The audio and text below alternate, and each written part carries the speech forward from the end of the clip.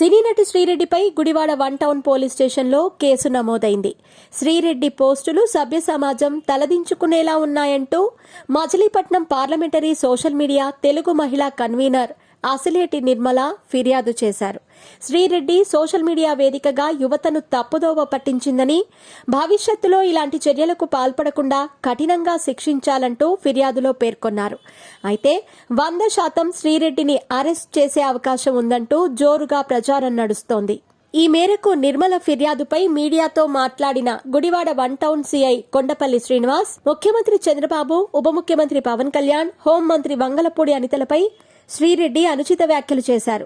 ఆమెపై చట్టపరమైన చర్యలు తీసుకోవాలని నిర్మల ఫిర్యాదు చేశారని తెలిపారు.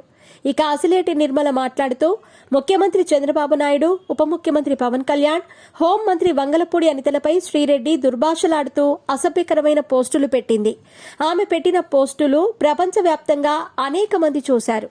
శ్రీరెడ్డి మాట్లాడిన మాటలను ఆదర్శంగా తీసుకుని వైసీపీ నాయకులు, టీడీపీ వారిపై అసభ్యకరమైన పోస్టులు పెడుతూ దుర్భాషలాడుతున్నారు.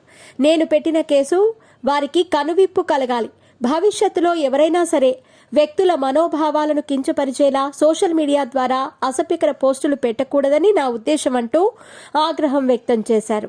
ఇదిలా ఉంటే నారా లోకేష్ను ఉద్దేశించి లేఖ రాసిన శ్రీరెడ్డి, ముందుగా లోకేష్ అన్నకు విజ్ఞప్తి. నేను పుట్టింది గోదావరి అయినా పెరిగింది మొత్తం విజయవాడలోనే. నాకు మీ సామాజిక వర్గానికి చెందిన వారే 95% స్నేహితులున్నారు. గత ఎన్నికల్లో నా తల్లిదండ్రులు టీడీపీకే ఓటు వేశారు అంటూ తనను వదిలేయాలని రిక్వెస్ట్ చేసింది. వైసీపీ అధినేత జగన్ కు మరో లేఖ రాసింది. భారతికి హృదయపూర్వక నమస్కారాలు. ఈ జన్మకు మిమ్మల్ని నేరుగా కలిసే అదృష్టం కానీ, కలిసి ఫోటో దిగే అవకాశం కానీ లేదు. ఆ అదృష్టానికి నేను నోచుకోలేదు. వైసీపీకి తన పేరుతో చెడ్డ పేరు తీసుకొచ్చానంటూ శ్రీరెడ్డి అందులో పేర్కొంది. తాను గతంలో చేసిన పనికి నేడు మీడియాలో చాలా మంది పార్టీని దుమ్మెత్తిపోయటం తనను మానసికంగా కృంగదీసిందని, పార్టీని పలువురి మాటల దాడిలో సేవ్ చేస్తున్నానని అనుకున్నానే తప్ప డ్యామేజ్ చేస్తున్నట్లు గ్రహించలేకపోయానని ఆమె చెప్పింది.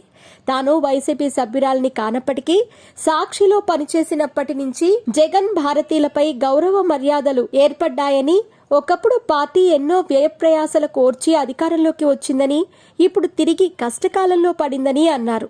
తన పాపం మీకు అంటుకోకూడదని, తాను చేసిన పనులు మిమ్మల్ని ఎంతగా బాధ పెట్టాయో అర్థం చేసుకోగలనని చెప్పింది.